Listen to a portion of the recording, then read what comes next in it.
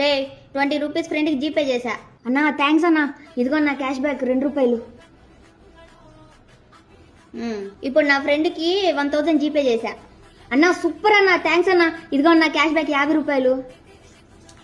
సరేరా వెళ్ళొస్తానా. రే sir 10K పంపించాను sir ఫ్రెండ్కి జీపేలో.